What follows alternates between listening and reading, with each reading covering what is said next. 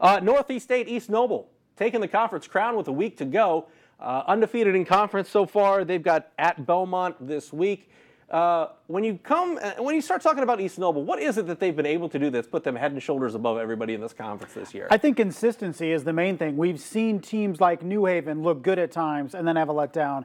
Columbia City look good, then have a letdown. Leo look good and have a letdown. East Noble has been that steady week-to-week force. They've had some close games in a competitive NE8, but by and large, they have played each and every week the same as opposed to the ups and downs of the rest of the conference. So you look at a Caden Harshberger, who probably is the MVP in this league. I was thinking about that on the way in today. I was like, I guess you would give him the MVP of the Yeah, it was tremendous. Obviously had a huge game last week.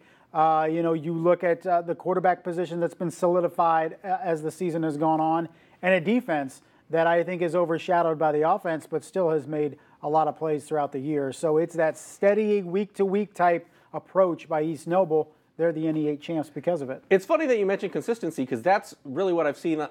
We don't talk about defense that much, but it's really what I've seen on the East Noble side of the offensive side of the football. Sure. Is that, yes, you've got Parker at quarterback. Harshberger's been good on the ground. Hayden Jones is a receiving option. Like, they, week in and week out, they're one of the few teams in this conference that can consistently throw the football and can consistently run the football, and that's kind of played its way out. With Leo, like I thought at the beginning of the season, we said Wortman at running back.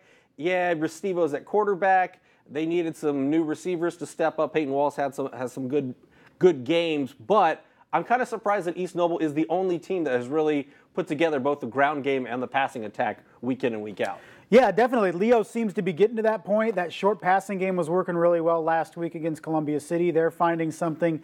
New Haven still looking for that complete 4 quarters of football on both sides of the ball. Jimmy Lynn has even talked about it a week ago that, man, we're still not there entirely yet. East Noble is there, and that's why they're conference champs. DeKalb at Leo, to me, is the most intriguing game of this conference, because we've talked about Columbia City being that team that infiltrates the normal 3-headed monster. Yeah. But maybe it's DeKalb. I mean, they're 4-2 on the season in conference, and they've run the football really well. John Bell, I mean, all those guys have Tanner Jack, great name. Yeah. They've run the football really well, and they've had a little inconsistency, but by and large, if you can run the football consistently on a Friday night, you're going to win football games.